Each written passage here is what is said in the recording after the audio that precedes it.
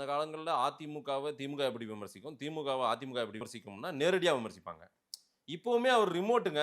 Edappadi இயக்குற remote வந்து பிஜேபிங்க அப்படின்னு இப்ப பேசுறாரு ஆர்.எஸ். பாரதி. நல்லா யோசிச்சு பாருங்களேன். மறுபடியும் பிஜேபியை தான் கொண்டு வந்து அங்க முன்னிலை அது வந்து அவங்களுக்கு ஆபத்தா முடியுங்கிறதா என்னுடைய பார்வை. திமுகவுக்கு. திமுகவுக்கு ஆபத்தா முடியும். இப்ப ஒண்ணும் இல்ல. எடப்பாடி அமித்ஷா இங்க இருந்து கூட்டணி இப்ப அனௌன்ஸ் பண்றதுக்கு அமித்ஷா இங்க வந்தாரா?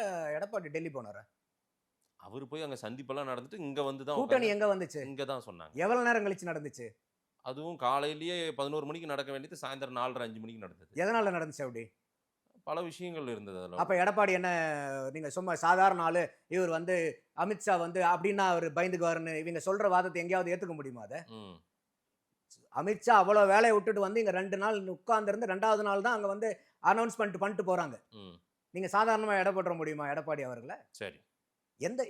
நீங்க எந்த ஒரு அரசியல் தலைவர், அதாவது நீங்க வந்து ஒரு போட்டி, இது வந்து ஒரு போட்டி. எந்த ஒரு டோர்னமெண்ட்லயும் நீங்க ஆப்போனன்ட்டை அண்டர் எஸ்டிமேட் பண்ணீங்கன்னா அது உங்களுக்கு தான் ஆபத்து.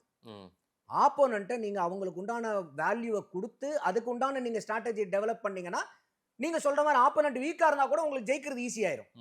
ஆனா நீங்க கணிக்கிறதே ஆப்போனன்ட் ஒண்ணுமே இல்லைன்னு சொல்லிட்டு இருந்தீங்கன்னா அப்ப வந்து நீங்க எடுக்கக்கூடிய யுக்தி உங்களுக்கு மோசமான யுக்தி ஆயிரும். அப்ப ஆப்போனன்ட் உண்மையாலுமே அங்க ஸ்ட்ராங்கா இருந்தாரா அந்த யுக்தி பலன் அளிக்குமா?